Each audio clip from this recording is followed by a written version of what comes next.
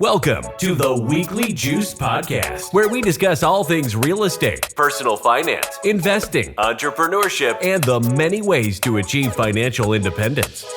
We interview accomplished investors and entrepreneurs with the goal that their stories inspire you to take control of your financial future. Here to get your creative juices flowing, while also documenting their own personal investing journeys, are your hosts, Corey Jacobson and Ryan Bevilacqua.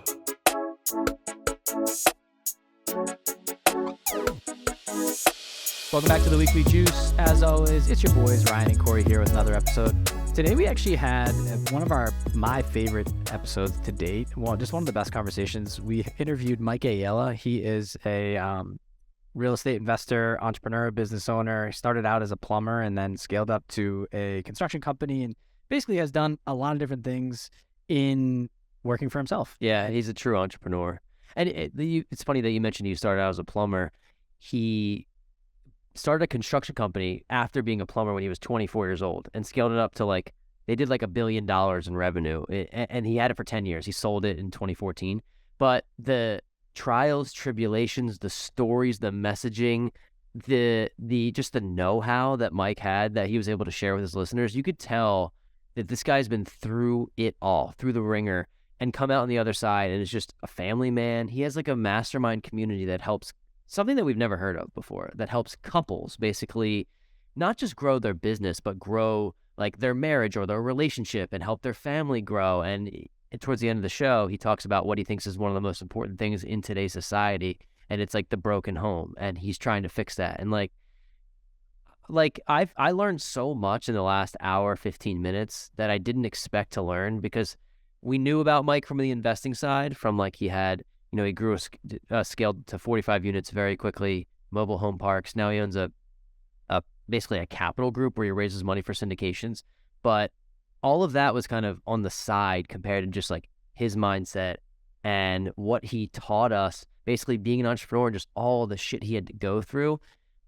I mean, this really was one of my favorite episodes. Yeah, I think we've got a lot of feedback from listeners saying that their favorite part of the show is at the end when we talk about the core four and you get to know people and talk about the philosophy, right? This whole episode is a philosophical episode talking about the ins and outs of entrepreneurship, the highs, the lows, the good, the bad, and the ugly. And he helps kind of navigate us on where we're currently at. And it was kind of some subliminal messaging there, not directly towards us, but kind of gearing us up to what's next for us and kind of his advice. And the stories he has, I mean, he's been doing this for well over 20 years. And so just to kind of sit back and be sponges to take all the information that he brought into this episode, I think everyone listening is going to very much enjoy this. I'd be shocked if this wasn't one of our top 10 episodes. At least for us personally, we loved it. So. Yeah. It wasn't just entrepreneurship too. It was almost like life lessons and what it all means and why you're doing it all, especially towards the end. But I just had a lot of fun with Mike. I think he was a great guy, and he's somebody that we really want to stay tightly connected with as we, go into different masterminds. And we've said it 100 times, but that's what's next for us. So without further ado, I think we bring him in. Let's do it. Mike, officially welcome to the Weekly Juice Podcast. Corey and I are so excited to have you on the show, man. Thank you so much for joining us today. We're excited to share your story with our listeners. Yeah, thanks for having me, guys. I'm excited to be here. Absolutely. So if you could, take us through the inception of how you got the real estate bug and became a real estate investor. It was by accident, to be honest. I had a really good accountant in 2005 tell me that I was going to have a tax problem and I probably should start thinking about investing in real estate. So that was kind of trigger number one. And then trigger number two was I was working at that point. I started a business in 2004. So I was 24 years old. My wife was 23. We had 3 little kids at that point in time. And so, yeah, I started my first business at the age of 24. And about a year later, I had hired a consulting company. And so I was at an annual planning meeting with that consulting company doing our, it was called Profit Launch. And we were doing the annual planning for the next year. And my coach was actually speaking from stage and he made this comment. He said, if your business isn't helping you achieve your personal goals, you just own a job. And that kind of hit me between the eyes. And I was like, okay, so, at that point in time, I was working in this business, which I ultimately sold in 2014. But in 2005, I'm sitting here thinking I planned on working that business the rest of my life. And when I heard that statement, it was kind of like, okay, what else, right? And I talk to so many people this day and age that they despise their W-2 job, or they despise the business they're in, and they're just looking to invest in real estate, and they want to make passive income and all these things. And I wasn't that guy. I wasn't like, I hate my business, I hate my life, I need to build passive income. In fact, when I heard that statement, my wife and I decided that we were going to start buying 2 income producing properties a year for 10 years. That was like my big, hairy, audacious goal, as Jim Collins would say. So that first year, coming away from that event, we bought 2 single family properties. And then the next year, a mobile home park deal fell in my lap, which I'll kind of table that and, kick it back to you guys. But in 2007, a mobile home park deal fell in my lap. It was a 72 space community. Long story short, I bought that and just kind of got the bug for, mobile home park investing in 2007. I ended up, by the time I sold my business in 2014, my wife and I had 45 single family doors. We had 5 mobile home parks, 3 commercial buildings that I had just bought along the way. We bought a commercial building because we needed a building for our business. We outgrew that building, so we bought another one. We outgrew that building, so we bought another one. So I'd kind of built like this, real estate portfolio along the way. And when I sold in 2014, that's kind of where the crossroads for me, like, do I just keep buying real estate or do I stay in business? What is it? So anyway, yeah, back to you guys. No, so thanks for sharing that. I want to touch on your being 24 years old and starting a construction company. Of all businesses, that's not exactly the easiest one to run. I don't know firsthand, but I work with a lot of construction companies in my W-2 job, and it is chaotic, right? So I'm curious about what about you before the age of 24 gave you the audacity or the know-how to be able to start a construction company at age 24 and be so successful at it? Nothing.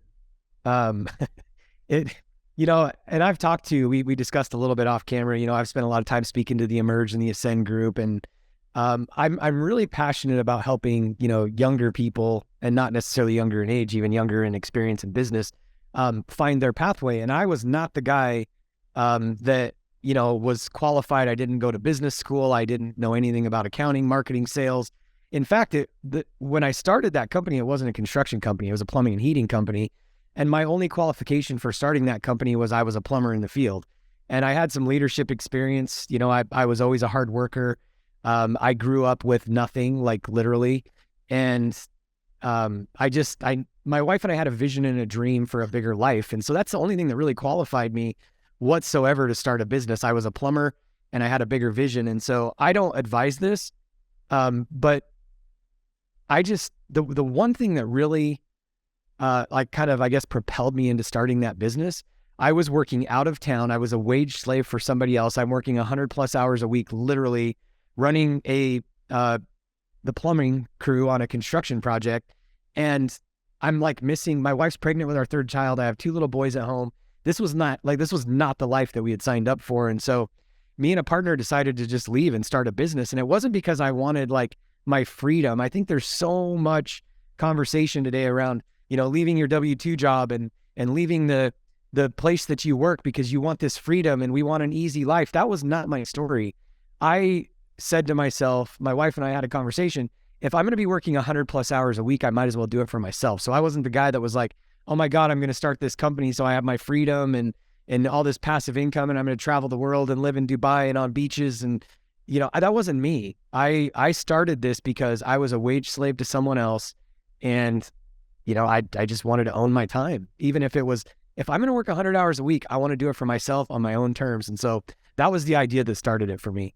I really like that. I will say my dad and brother run a construction company back where I'm from. And it's the same thing. My dad told me at a young age, he's like, dude, I'll tell you one thing. He goes, you won't feel like you work a day in your life if you work for yourself. You'll be grinding and you work in the hours, but the wage slave is one of the things that really sticks out to me.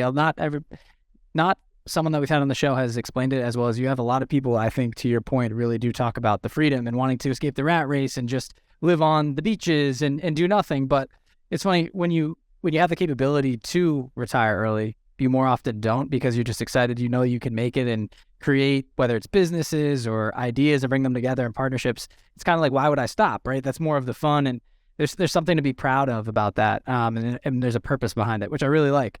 And I think you hit the nail on the head with being able to work for yourself is just a different ballgame. Even though you are working those 100 hours, it's on things you may want to do, right? And to build your own life and have that custom blueprint, if you will. So I appreciate you bringing that up, because I think a lot of people do look for the glamorous Instagram feel of being on the beaches and all these passive income streams, but to be able to wake up and have purpose going into raising your own fourth baby, if you will, right, is your company.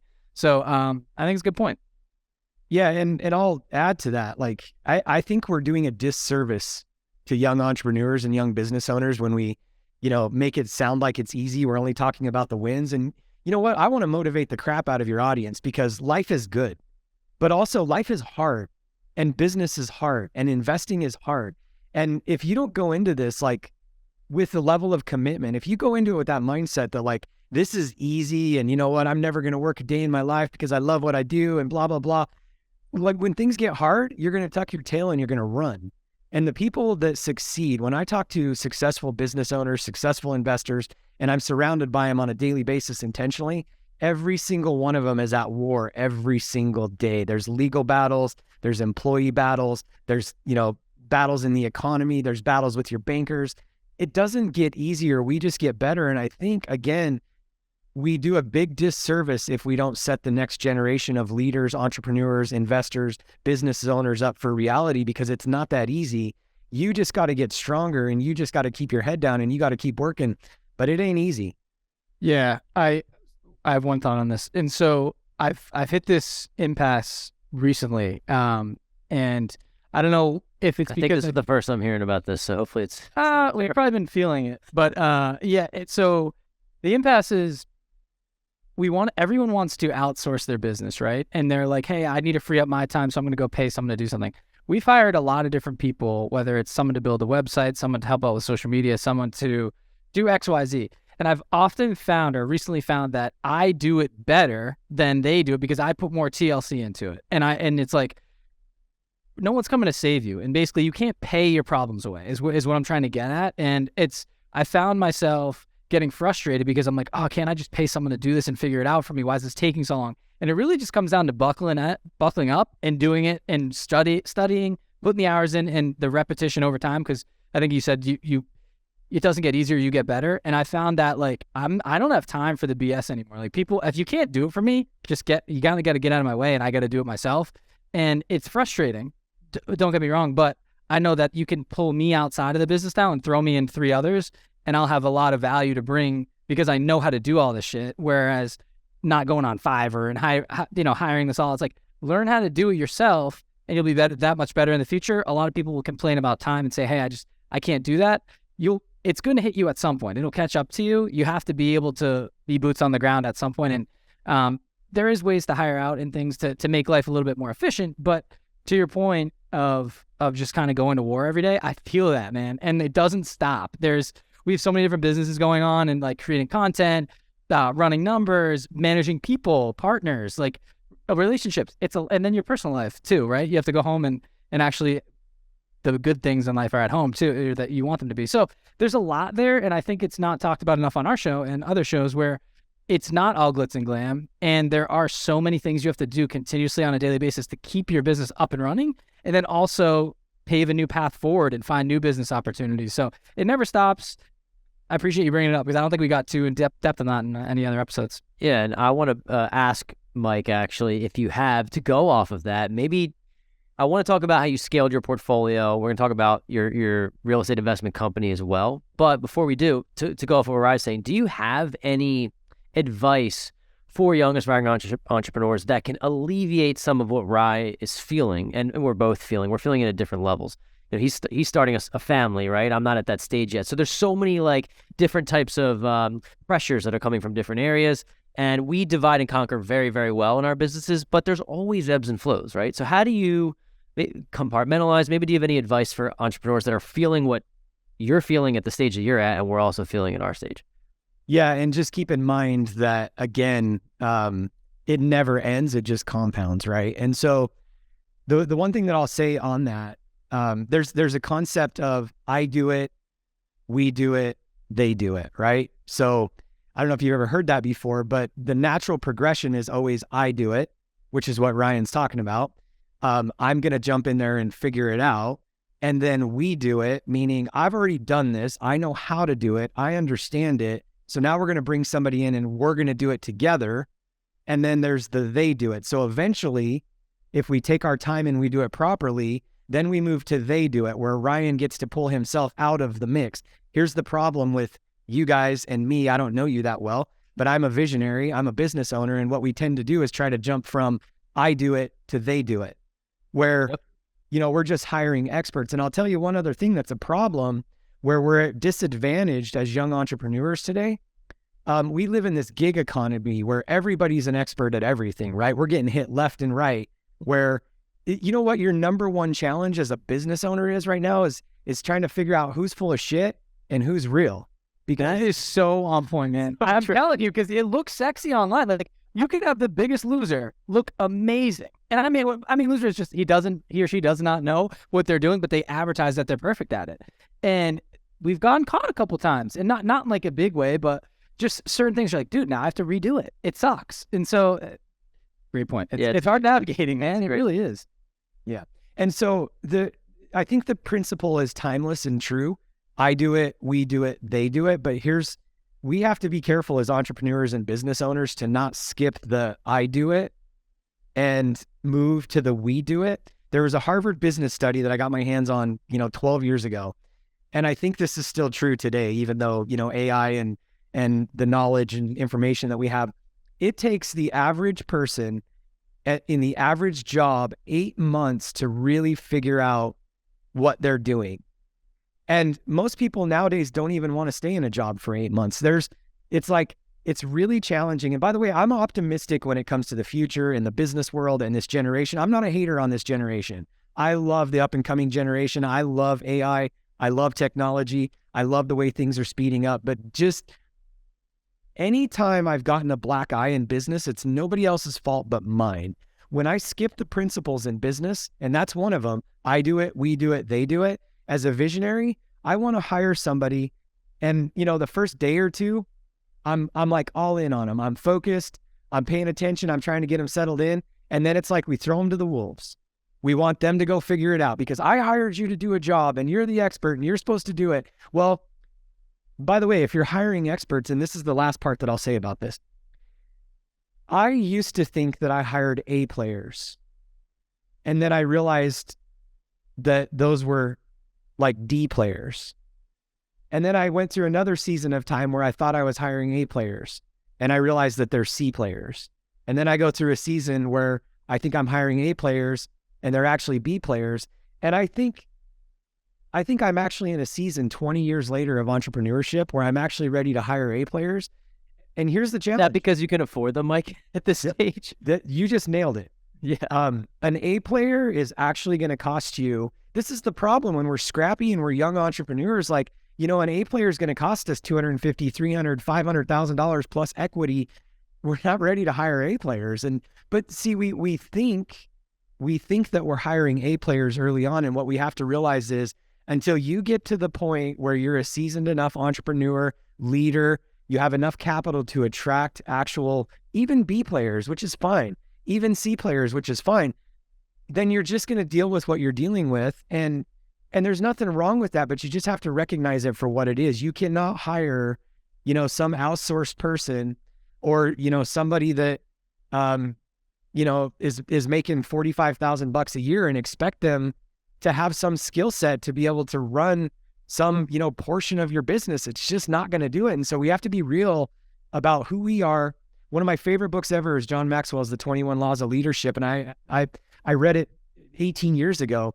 The number one law in there is the law of the lid. And what that states is that someone in the organization will never be able to progress to a level higher than what the lid of the leader is in that organization. And so if you're a level 5 leader in an organization and you think you're a level 9, you're kidding yourself. And it's okay that you're a level 5 leader. It takes time and experience. And this is what's wrong with the economy that we live in nowadays. We want results overnight. And the reality is when you talk to somebody that's been running businesses for 20 years, shut up and listen. And I learned this a long time ago. I want to be the dumbest guy in the room, and you'll watch this with me. Like I'm silent at most tables because I'm a sponge. I'm trying to learn what I don't already know. And in this day and age, and you guys kind of touched on it, we live in a marketing world where when you jump on Instagram, you jump on LinkedIn, you jump on wherever, and everybody looks like they're an expert. Why? Because of marketing. Because we're a marketing-led world and society today. I don't want to be a marketing-led person. I want my skills and my results to communicate for me. If there's anything that I've done wrong, it's probably not being marketing enough. And so we just have to watch that as young entrepreneurs, and I'll wrap it up with this. As young entrepreneurs, business owners, you just have to be really careful, number one, thinking of yourself higher than you actually are. Because when we start from that premise, then we actually think that everybody around us who we're hiring is probably better than they are. And when reality, if we just approach things from the base of where our leadership, knowledge, experience, and everything else is, you're going to grow so much faster. And not everybody can afford A players. I love the way that you put it back. Just know that and accept it. And then also accept the fact that you're hiring C and D players and that you need to spend a lot more time in the we do it territory. Because when we get to the they do it territory, that's when we're getting, number one, either hiring better employees, hiring better partners, or partnering with better partners, which is all going to be more expensive, or you need to spend more time with them, training them in that we do it zone.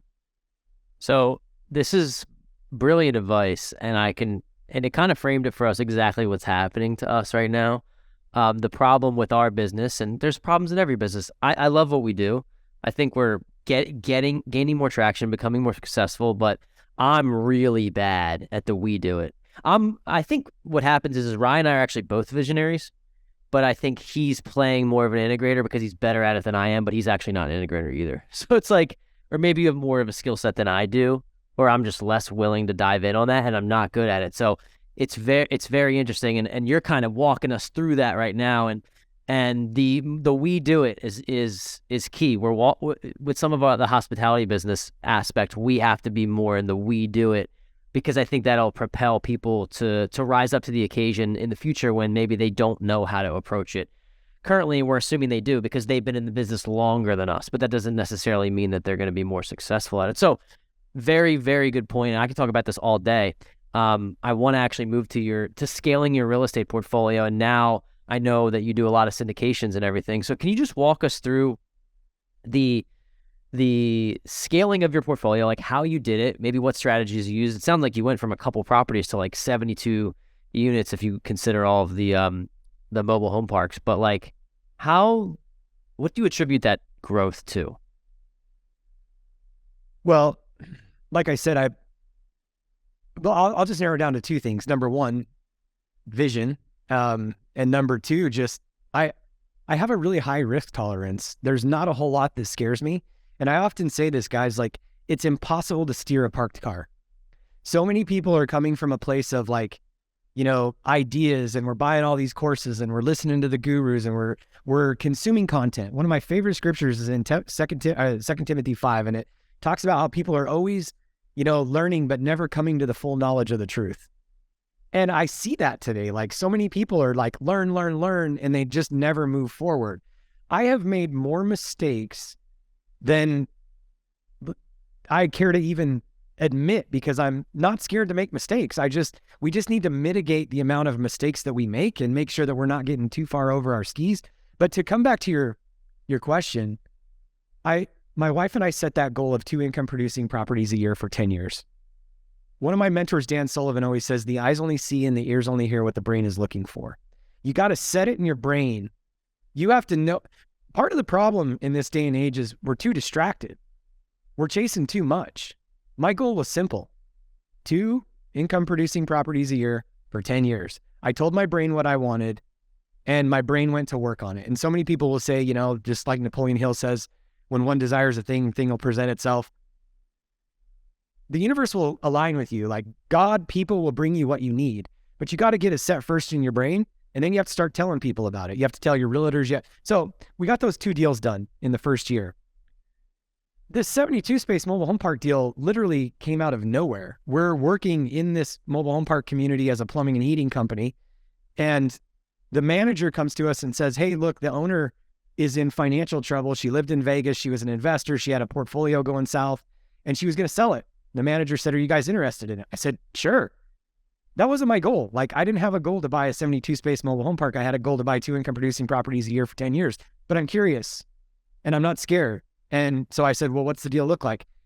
"I'll have the owner call you." She calls me and she says, "Hey, I owe $390,000 on this mobile home park. I need $80,000 cash and I need to close in 15 days. There's a first position note of $390,000. It's assumable." I'm like, "Okay, let me talk to the first position note holder." It's an investor out of Phoenix. I get on the phone with him. I said, "Hey, my name's Mike. I'm a real estate investor. I own a plumbing company." I'm just positioning myself as obviously bigger than what I was. I'm like a year and a half into owning a company, and I own 2. But you are both of those, regardless of how small.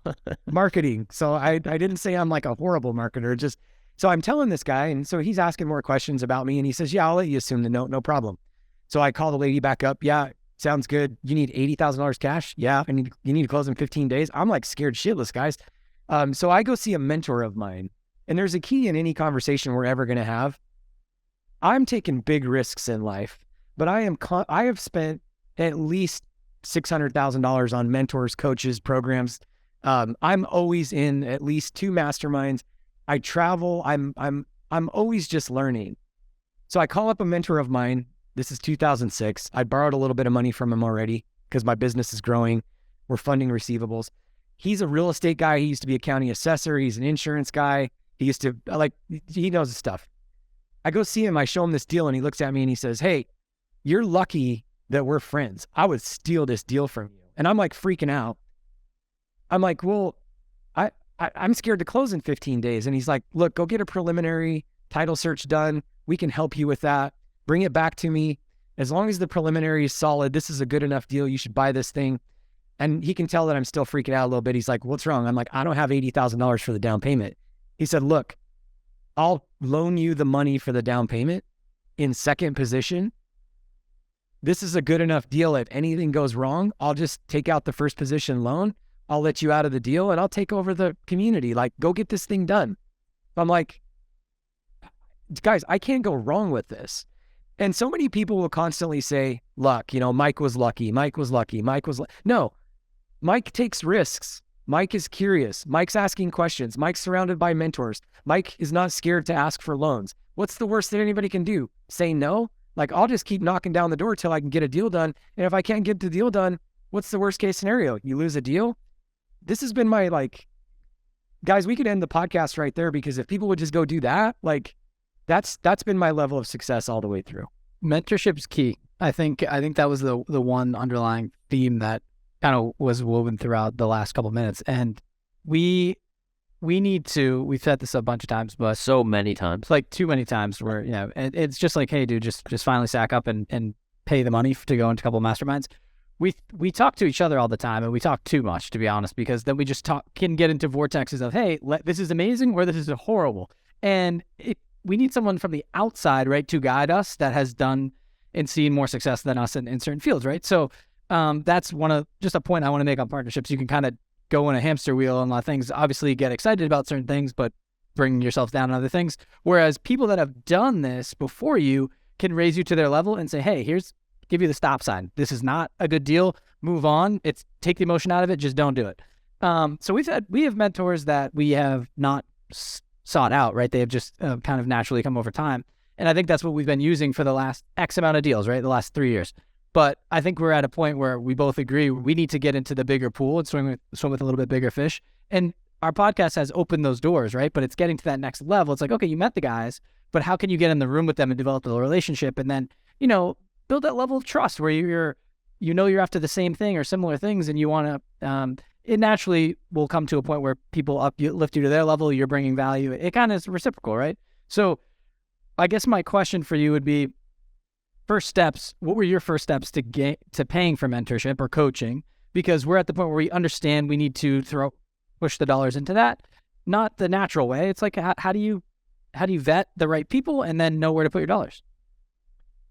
So just simplifying it, lead with your need. And you guys are going to think I'm nuts, but when I started my plumbing and heating company, I think I kind of alluded to this, but I was a plumber in the field. I started, plumbing at the age of 18, 19, whatever it was. did a 4-year apprenticeship program. I came right out of the field. So from the time I started at, let's say 19 to 24, I'm 5 years plumbing in the field. I didn't go to college. I don't have a marketing degree. I don't know anything about accounting. I don't know anything about sales. I was literally a plumber in the field. So we start this business, and I hadn't said this yet to you guys, but we started the business we got our license in June of 2004. By the end of that year, we were doing almost $1 million in revenue and had 17 employees. I remember starting the business, and our business was growing so fast. Within like 5 weeks, we had like 6 employees and couldn't keep up with the workload because we had built a good reputation, not only with clients, but with some of our peers that we worked with, and everybody wanted to come to work for us. And all of our clients were giving us jobs to bid, and it was just busy. So within 4 or 5 weeks, I had, like I said, 5 or 6 employees. And I remember like doing the first few jobs, and it was me and my business partner, and we would go out and do the work. And then we'd come in at night and we'd we'd bid the work. Well, I remember like getting done with the first job, and I'm like, how do I invoice my customer? Like, I don't know anything about accounting. And so to make a long story short, I realized really quickly that I needed to hire a consulting company. I don't even know like who's a consulting, like I don't even know where to go. And I get this knock at somebody walks in our office, and they're like with a consulting company that is basically selling consulting services. And so I sit down with them, and they scare the living crap out of me. They're like, most business startups, they must have known somehow that we were a startup. They're like, most business startups don't know anything accounting, marketing, and if, this is the things that are critical and your business is going to fail. And I'm like, well, what's this look like? And they're like, well, we need to send in a consultant. He'll spend half a day with you, and then he can give you a price. So the consultant comes in, they spend half a day with us, and they're like, it's going to cost $120,000 to do, 10 weeks of consulting. I'm like, done. I don't have any money, guys. Like, I don't have 110. I asked the guy, I'm like, are we going to be able to afford this? And they're like, well, yeah, based on your current sales and your receivables, and yeah, it'll be fine. And so we hire these guys, and I'm not saying that you should do this, but it worked out. Like, they brought in a consultant that literally would come down from Idaho. I was living in Nevada at the time, and he'd spend 4 days a week with us, and they helped build our accounting systems and our processes and put these people in place, and they identified an org chart, and they told us who we needed to hire, and they went out and consulted on our jobs. And man, I was scared to pay that kind of money, but also if I hadn't done that, guys, if you fast forward, we were on the Inc. 2009 fastest growing companies in America. We had over 100 employees within 4 or 5 years. I never had an unprofitable year. And was it scary to spend that kind of money? Absolutely. We pulled $70,000 out of a 401k to start our business. Do you think that spending $110,000 or $120,000 on consulting wasn't scary? It was absolutely scary. As soon as that was done, within 2 months, we realized that we wanted to start an HVAC division. So I brought in my cousin who was an HVAC guy. He got a license. And then through Train, we hired an HVAC consulting company that stayed with us for 9 years. And I had a head coach. My service manager had a coach. My accounting team had a coach. I paid $50,000 a year for them to just be in our business.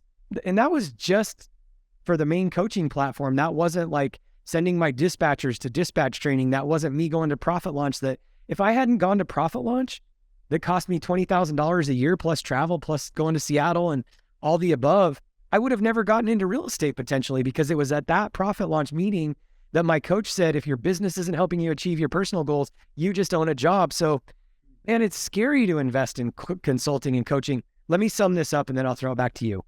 Get really clear on your pain points in your business and what you don't know or what you're lacking before you go searching out a coach or a mastermind or whatever, because the opposite is true too. I've spent a lot of money on masterminds that I didn't need. I got great relationships from it. There's not one mastermind that I wished I hadn't done, but there's several masterminds that the impact was exponential compared to maybe 2x in this one to 10 or 20x in this one, because I was really clear on the pain points in my business and what it was I needed. And then once you get clear on that, go find the best in the industry and just hire them. This is the A player conversation, right? We could go spend $10,000 on a C player mastermind, or you can go after the best of the best that's going to really make an impact. And the last thing I'll say on that too, you got to like the person, because there's nothing like spending a year with somebody you don't like. So Mike, amazing advice. Some of the best advice we've had in many episodes. Sometimes part of me feels like I could shit on our own business all day long, but I don't want to do that. Me too, by the way. Yeah, of course. I want to give us some credit, and I'll give you an example of what you just said has worked for us. We have switched accountants the last few years, and I'm pretty sure we've paid $1,000 total for accounting 3 years ago and 2 years ago, or 2 years ago. To file our taxes. Yeah, to file. 2 years ago and 1 year ago. We spent like $12,000 this year, and I have felt the process has been like we're confused because we don't understand it, but the people we're giving the work to, they understand it. I asked for a draft of my 2022. They're not done. They send it over. Like, there's certain things that I feel like we're in such better place with that part of our business, and we spent a lot of money. And $12,000 to us, it may not sound like that. It's a lot of money for us, in that aspect, right? So we're like, okay, like that's one area that we're like, it's kind of proven, and we just need to do it in a bigger sphere and a bigger like mentorship type thing for the entire encompassing business. Sure, that it's more like a tax consultant, right? We have planner now, and also some of that file. So not just paying $12,000 to file, that'd be crazy. But it takes money to make money, and to Corey's point, to your point, we hired an A player, and it's alleviated a lot of the pain points, pretty much the entire pain point. Yeah. They're like, hey, this is what you need to focus on. They meet with us quarterly. If we ever have any questions, it's on the fly. So they've been amazing. And we realized, okay, we need to find more A players like that. It's worth the money because what we've saved in taxes is far surpassed that. Yeah, we were able to put money aside, assuming that we were going to have to pay in taxes, and we were able to take a nice chunk back. And last year, I had no clue what was going on. So, and to sum that up, I think in what you were saying is, in one area we have done that. I'm really excited about the next phase, which is just the getting in bigger rooms aspect. So thanks for bringing that up. Yeah, and also like $12,000 is nothing to shake a stick at. If you guys said you went from $1,000 to $100,000 on a tax planner, I'd be like, you guys are nuts. And so my first one was $14,000, and I'm still with them today. So that's a huge again, it's nothing to shake a stick at. And here's one thing that I say all the time. The check needs to match your rec, meaning you shouldn't go spend $100,000, with a consultant or joining a mastermind if the rec in your business doesn't, equate that level of need. And so, you guys spending $12,000 on leveling up that accountant is huge. And so I don't want to you got to realize that I was in a business that I knew I had a vision at that point in time to get to 100 employees, to have 35 trucks. So I had a very clear vision right out the gate, and spending that $120,000 was to get to that vision. And so I want to make it I don't think anybody should go out and spend $120,000 on, I'm going to build this $100,000 a year or $500,000 a year business. The check needs to match your rec. So, if you've got a $3 million business that's really struggling, you might need to spend $100,000 on a consultant, but I'll leave it with that. The check needs to match the rec. Yeah, I think that's a good way to phrase it. And I think twofold here. One is I was waiting for your story the way you said someone came in, knocked on your door when you were looking for it. They were like, oh, Mike's so lucky. I was actually thinking that you were going to say, give us a horror story, because I think there's a lot of people out there that a salesperson will come in and say, hey, we should consult for your company, and they're not the right fit, and it just didn't work out. So that goes back to our marketing conversation earlier. It's like, okay, we know we have to spend the money, and there's a lot of people out there, right, that act like the experts. So how do you advise people to, I know it's finding the need, but the right person? Are there certain questions you ask to vet, or do you ask for referrals from mentors? Is it I know it's not that simple, but I'm just curious on how you navigated those times. Every time you had a need, how did you know or were able to find the right person to fill that need? Here's I wish I had a better answer than this, but the only way that you really know, is to go through it, right? And so I don't want to come on here and make it sound like every freaking consultant that I've hired. Here's the thing. If I went backwards, if I knew then what I know now, I would not have hired that particular first consulting company.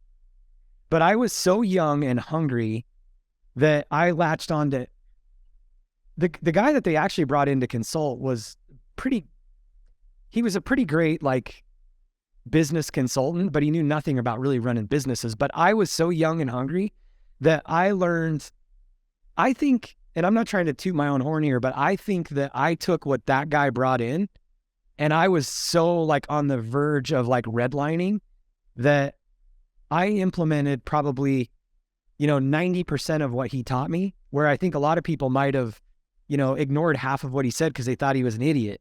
But I was just like latching on to every single thing because I come in with no ego with anybody. And so back to your initial, there's so many mistakes that I've made when it comes to consultants. I mean, I'm on iteration 9 right now of consultants in a certain industry. And every time I've just gotten better. And every time we've hired a better consultant. And I feel like I'm finally at the point where I know exactly what I need. And we're getting ready to hire a big consulting company in a certain area. And I think it's going to be the right one. But you don't know until you just keep iterating. So I wish there was a better answer to it, but every time just learn a little bit more. No, it's funny. I basically stole the words from your mouth. I knew you were going to say that. You just kind of have to go through it. And it's trial by fire in a lot of senses, right? You can ask the right questions. You go on YouTube and study up. That's the number one thing I'll say to anyone is like, we'll go to the visionary and the integrator part. It's like, even if you're a visionary, just get on YouTube and there's how-to videos on everything. I don't know how to use MailChimp. Great.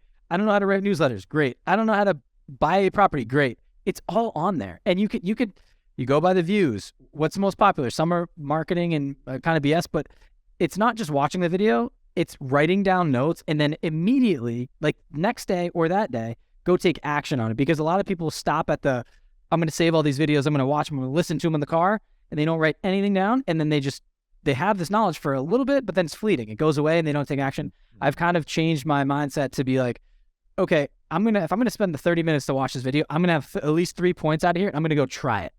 Maybe it works, maybe it doesn't. So in our short-term rental hospitality business, we have a team up, boots on the ground, that they don't know much about marketing. Not great. We know marketing, but we also have people around us that are way better than us. And we decided to bring in someone, it's kind of a consultant / mentor, to help us build out a website, help us drive direct bookings. And the dude is phenomenal. I know for unequivocally for what he's getting paid, it's like, you don't know until you go through it. You're like, whoa, that was the right guy. And then you have other people who are like, that was not the right person at all. So to just bring it to your kind of mirror your story is like, we tried it. We heard what he was, all the services that he had. I liked the guy, and he answered every question I had in certain ways that I'm like, okay, let's try it. And it has far surpassed our expectations. On the other hand, someone has given a great story, and they're like, we're going to do this, this, and this. The numbers aren't right. Things are coming back, or I have to do all the shit that I was promised I wouldn't have to do. And it's just, there's certain things that are frustrating, and you live and you learn. My point is, you got to go through it. Try not to spend your nest egg on it, right? And you kind of go with your rec deal there. But it's trial by fire, and that's the world of entrepreneurship. It sucks to say because everybody wants the clear-cut path to skip that, and a lot of it is going through the speed bumps and adversity and overcoming them because they don't make the mistakes again. There's no I guess straight line to success, if you will. So yeah, and I will say too that back to the masterminds, communities, different. The more we can elevate that, and the more we find those types of communities, because one of you said this, like the referral part of it is huge. So if you can find somebody, and again, as we elevate, and I'm the dumbest guy in the room, if I'm facing a problem and I'm in a room of 20 or 100 other entrepreneurs that have already experienced or faced something that I'm facing, that advice or those referrals are probably really valuable. But here's the thing that I'll say. There's a company that I've been working with for 7 years in a certain area of my business, and they've been great. And I've referred so much business to them. And I will no longer refer business to them because their business went through the same thing that your business is going through and that my business is going to go through and continue to go through. Just because somebody was great a year ago doesn't mean that they're great today either. And so this is the thing. There's no if anything, I guess I'm just trying to give grace to myself, you guys, because there's no fail-proof way because, there could be a certain individual that was like a linchpin in that organization that made everything great for 5 years, and then left and went and started their own organization, and now they're not as good as they were. And so even if you're getting referrals, you still have to like vet the heck out of this, right?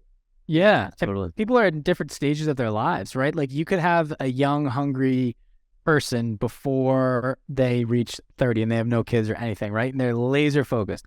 Then they start a family or they're into something else. And they're like, I'm on the next stage. And you're like, whoa, I can't believe I referred someone to this dude who's at phase 2 of his life when he was way better in phase 1. So I'm for example, it's interesting.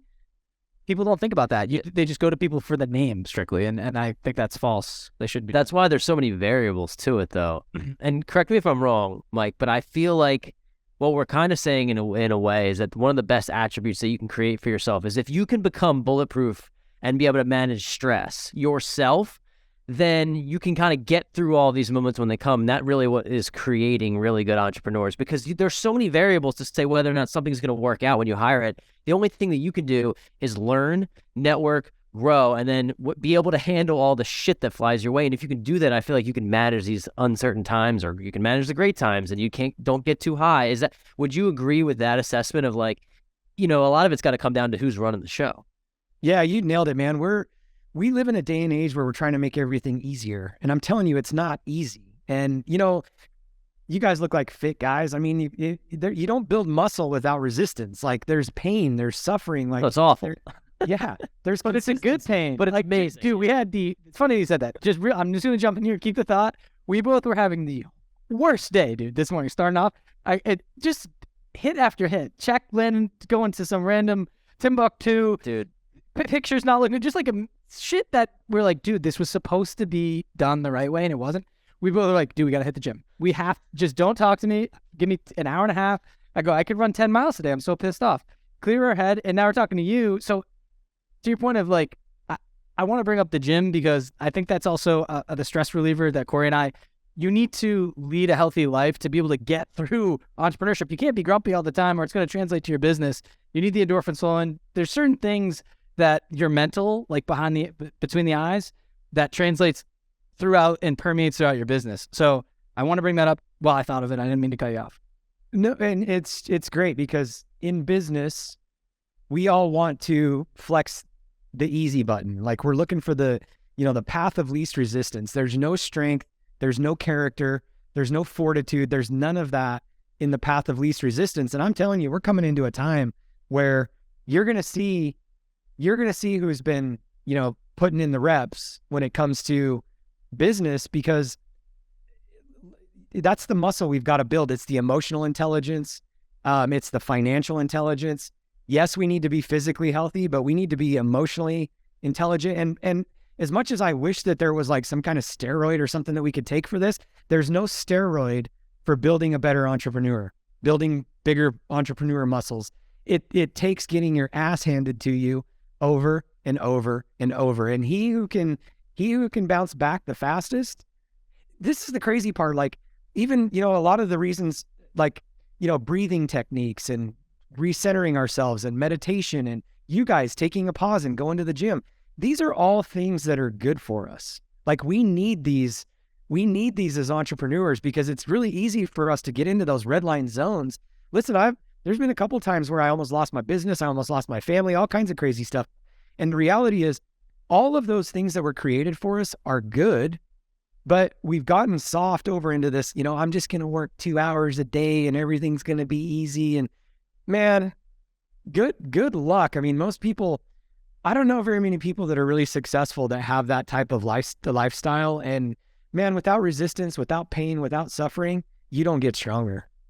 I love it. Yeah. It's interesting. You have, I don't know how to frame this. It's just a thought that I had, but I take a step back and like try to your point, you get quiet in certain rooms, right? You try to observe and soak it all in. And it's really interesting now, at least in my W-2, I watch people complain about certain things and they have no clue what we're doing on the outside and like how much extra time I have to put in to like build this business. And I see people complaining about just the most minute things in their life that are going on. I'm like, dude, I cannot believe you can't handle that, or I'm doing that, plus 7,000 other things. And I bring that up to a lot of people are scared about, hey, I have no time. I can't build a business. They're like, if you have a W-2 job, you can do that on the side. It's what are you willing to put in? What are you willing to sacrifice? And what life do you want to live in the future? It's like put that future tunnel vision to the test. We've been at this for 3 years, still at our jobs, but like building something big on the side. And it's just interesting.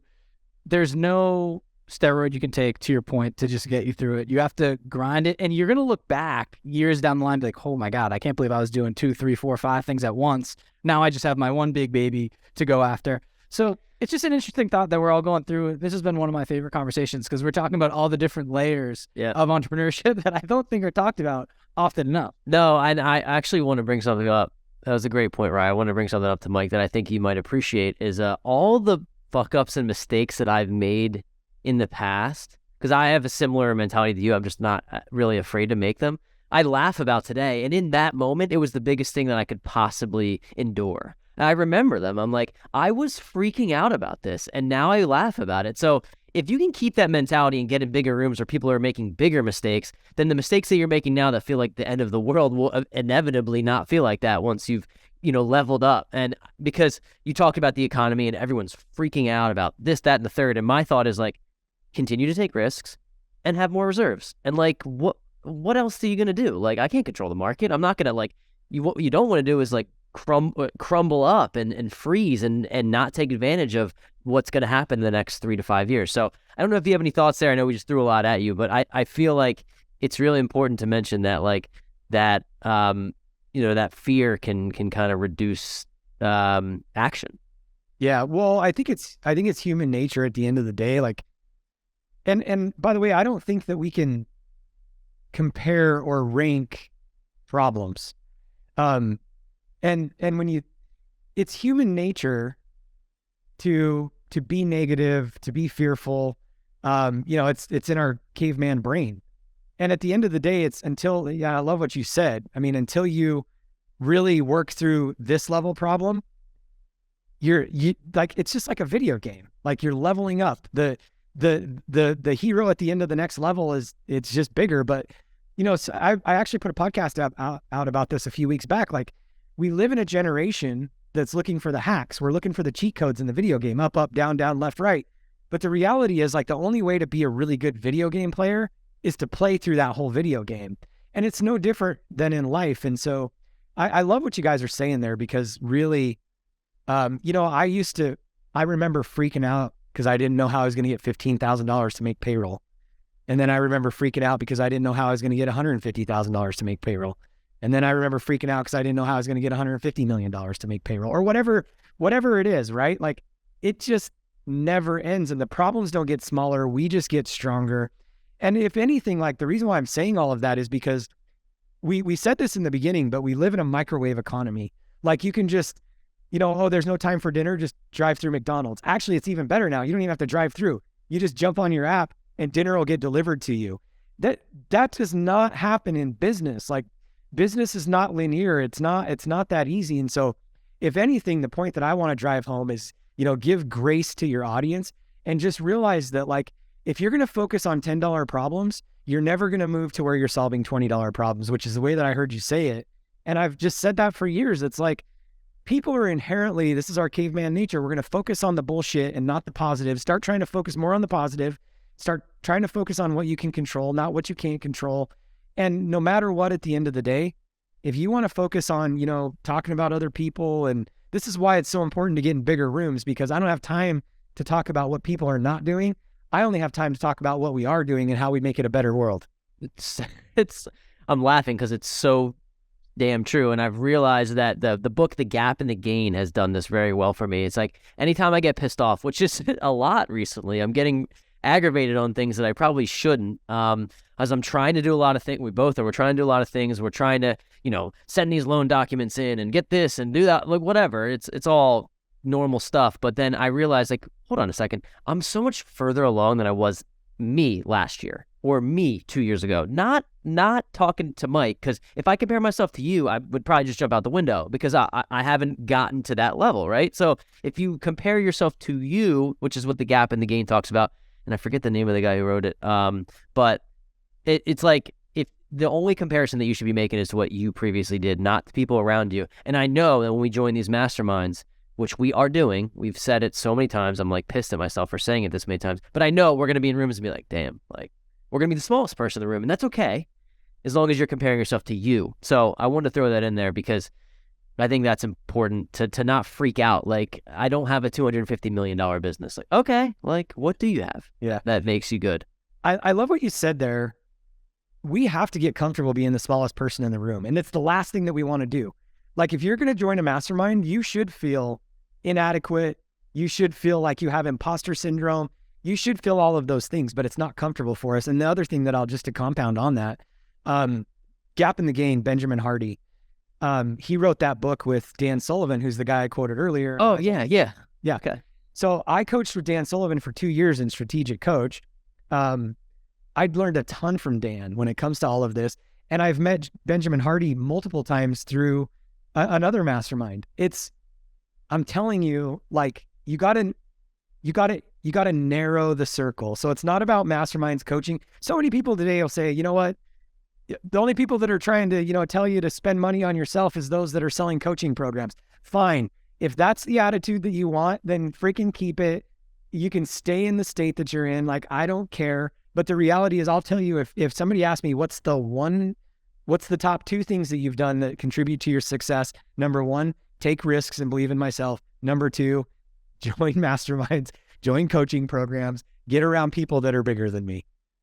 Yeah, I think that's a perfect way to kind of get towards the end of the show. Yeah. Wind up, but I do want to talk about that. Is we, just from a personal standpoint, I think we've reached the point where we're very comfortable being in rooms with people that are way more successful than us. We do it every week. We do it literally every Wednesday. But I will say right now, I feel like in certain aspects of my life, I am the smartest person in the room. Not smartest, like intellectually, but like in the season of life that I'm in, I'm like at the peak. And I'm like, dude, I need someone to look up to and to want to chase something. Like I remember just a small anecdote from when I started my job, like over 10 years ago. There's this one guy that he was just super sharp. He was making the most sales, and like the way he held himself was like, dude, I want to be that guy. I became that guy. I made him mentor me, like beat down the wall, and it was natural, but I became that. And now I'm at the point for the next stage of my life. I don't have someone specifically that I'm looking up to. I'm saying that's who I want to be, and I want to chase that. And I think that maybe similar case with Core as well. We're at the point where like we talk to ourselves and we get excited, then we talk to people on the show, but it's like to be in the rooms with multiple of those people, maybe in little pods and things like that. We've heard what happens in masterminds. You have to share your story. Like there's certain things. There's 1 or 2, as we've talked offline, that we're aspiring to get into, and I know there's little stepping stones there.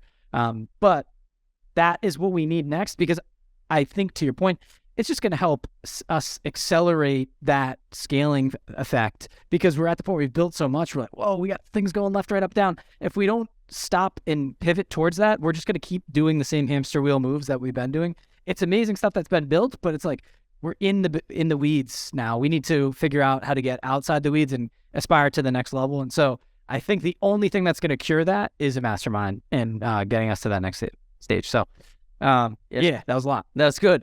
Well, we've spent a lot of time with you, Mike. We don't want to take up too much more of it. But before we finish the show, I just want to talk about your company, Four Peaks Capital Partners, because I meant to bring it up earlier. And I just want to tell me about like what you're doing with that business now. I know you're like raising a lot of capital and you're going into bigger syndications. Can you just give us like a 60-second high level, because people may be interested in partnering with you or investing with you or what have it? Yeah, and actually with Four Peaks Capital Partners, we went and bought a pretty large mobile home park, built a pretty large mobile home park portfolio. We're kind of on the tail end of that. Probably another 1 to 3 years we'll fully exit that portfolio. So right now, really the only opportunity I have 2 opportunities right now, and it's through another company called Velocity Venture Partners. I actually have started my own private equity group, Velocity Venture Partners. I'm still teamed up with my partner at Four Peaks. But that was specifically to go do manufactured housing. So right now we've got 2 different offerings. We've got a debt fund that's basically still in the manufactured housing space, but it's short-term notes against real estate. That's called Wavemark Capital Fund. And then I have another fund called Vacation Equity Group that I'm teamed up with another partner doing luxury vacation rentals, focused on corporate retreats, masterminds, that kind of stuff. But my primary equity company at this point in time is now Velocity Venture Partners. Awesome. Let me ask you this. Out of all, and will be tough. You might not be able to answer this if certain people are listening, but I will throw it out there anyways. Out of all the endeavors and businesses you built, like what's been the most fun for you and like gives you the most juice every day to get up and go do? Because I think we found ourselves into a lot of different lanes, if you will, or businesses, and I don't know how I would answer it right now, but I'm curious for you. You've done a lot, and is there one that you said like this? I just love this one unequivocally. Yeah, my wife and I have a couples community called the Next Level Couple. We have an online community. It's a couples mastermind. We do trips with other couples. That's by far, I've often said this, if somebody put a gun to my head and said, Mike, you got to focus on one thing, it would be that. Because I think we live in a day and age where, if we can help, by the way, we're not marriage counselors. We attract couples that are, consider themselves a 7, 8 in life. They're doing pretty well. Most of them are investors, business owners of some sort. A lot of them are actually W-2 people trying to exit. So it's kind of, so like what we're talking about. But I'm a firm believer that the number one problem in society is a torn down fabric in the family unit. And so if I could do anything to change the future, I think it's focus on couples who can make an impact in their own home. One of my mentors, Daniel Grothe, always says, if everything's okay at 232 Cottonwood Drive, insert your address, everything will be well in the world. And so, there's all these things that we think really matter at the end of the day, but nobody's going to remember Mike because he had a mobile home park portfolio or because he was a plumber or any of the above. Those are all things that fund a certain type of lifestyle for us or, fill some level of passion in us. But that couples mastermind, man, if I can just change one couple and change their lineage, that's legacy. That's really cool. That's incredible. It's funny you mentioned that.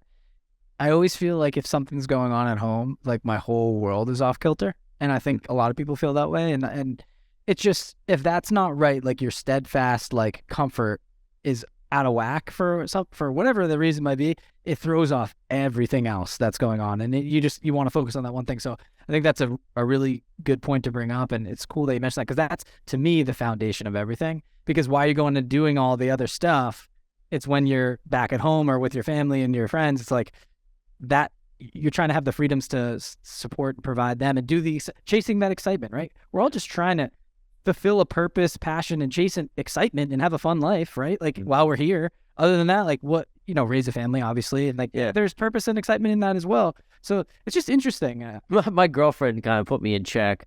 She's like, I haven't met anybody. She probably just hasn't met that many people because I don't think I'm anything special. But she's like, dude, that works as much as you do or intentionally as you do. And she's like, what? Like, because I'm not like at that stage where I want to have children. She's like, well, what are you even like doing it for? Like for yourself? Like just for yourself? And I was like, no, like for my future family. That's what I kind of like realized. Like, no, that's the whole point. Like that it's all for that time that you're spending at home.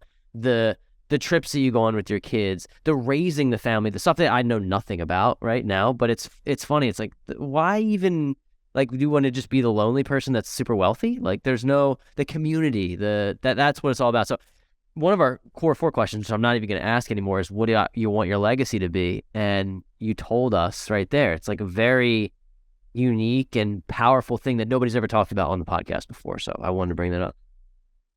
Thanks. And I like something that you talked about earlier too, like and I think this is important, just back to the legacy aspect of it and why you guys are doing it. When you said you're the smartest guy in your circle, and I get that.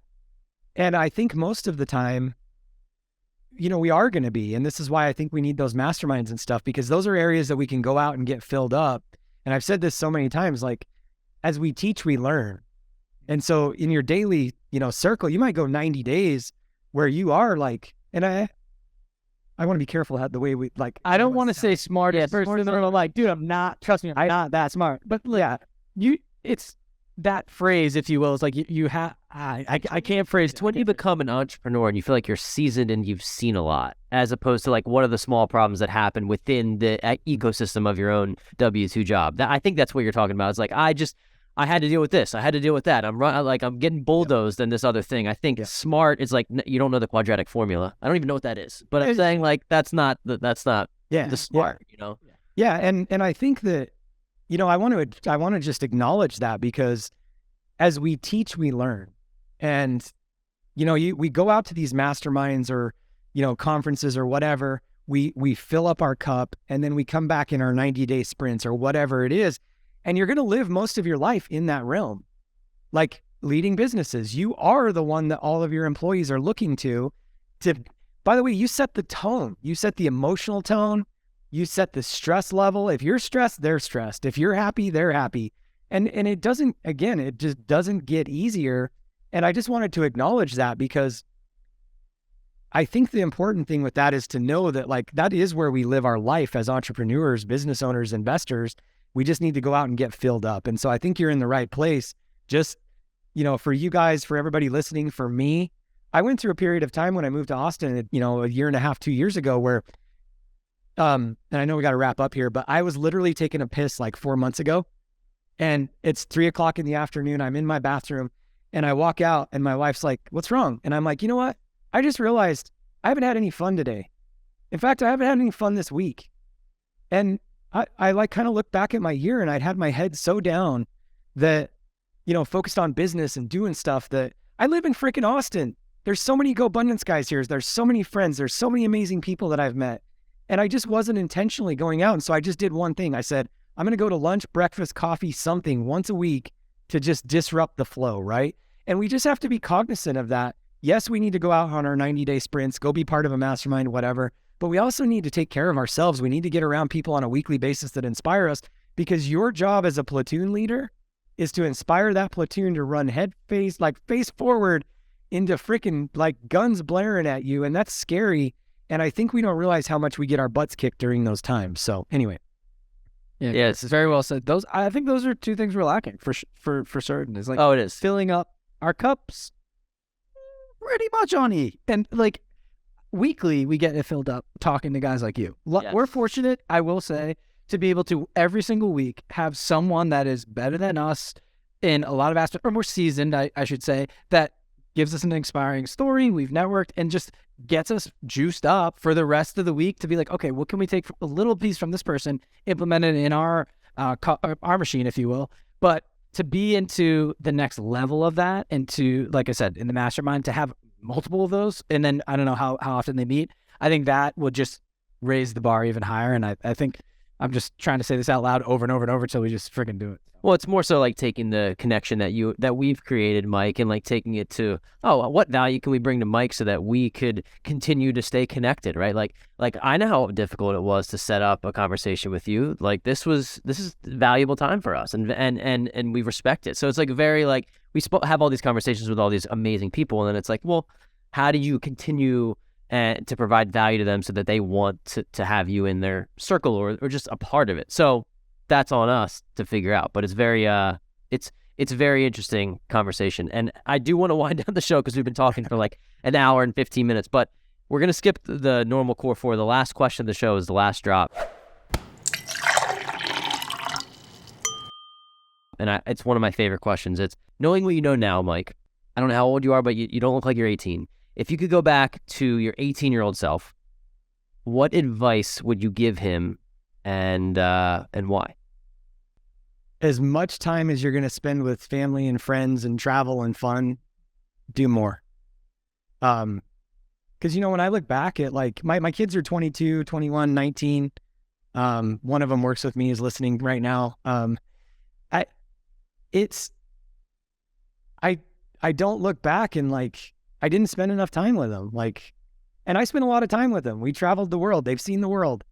But you know what? I don't even own that business that I thought I was going to be 65 owning, that I poured my whole heart and soul into. Like, I actually want to sell the rest of my portfolio that I own in Nevada. I'm going to sell it in the next 6 months that I worked so hard to get. And I know it sounds crazy, but one of the pivotal moments for me, I heard Brian Tracy when I was like probably 26 years old, 25 maybe.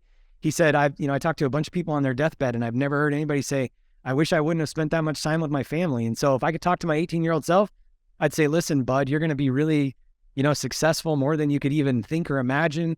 Like you don't even know what's coming. But if you just spend a little bit more time, take one more vacation, like have a little bit more fun, go out to one more dinner, just say yes to more fun.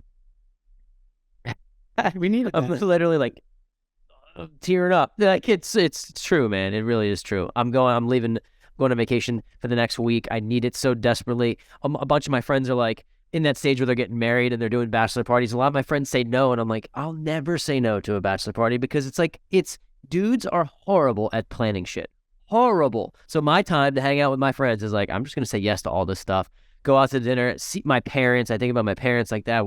They're not getting any younger. So thank you for bringing that up because we haven't had anybody say that. Like, that everyone's like start earlier or, on that question or, believe in yourself, whatever. I mean, we've had a lot of good answers, but none like that. So yeah. Go ahead. Can I just say one little check-in on that? I would encourage anybody, when you do say no to a vacation or a bachelor party or a trip or whatever, you don't show up to a kid's baseball game, whatever it is. When you're done with that 2-hour period or 1 week period or whatever it is that you said no and you stayed and you worked, I want you to make a list of what happened that week that was so critical that you had to be there, that you couldn't have missed whatever it was that you missed. And you might find that there was something like, man, I sure am glad I was there.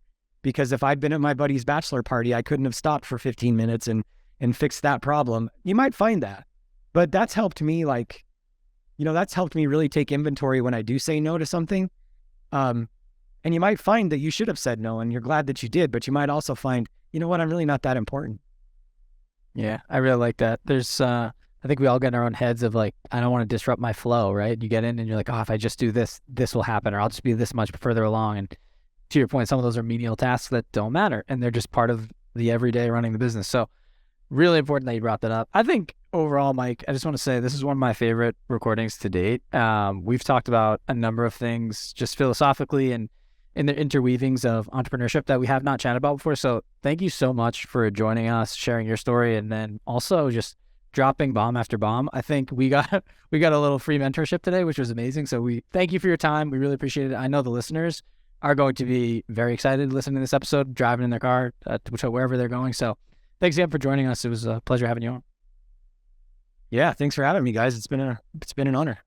Real quick before you go, then, if people want to learn more about you, they want to get in touch, they want to network, maybe join your community, what's the best way for people to do that? I would say I have a podcast myself, the Investing for Freedom podcast with Mike Ayala.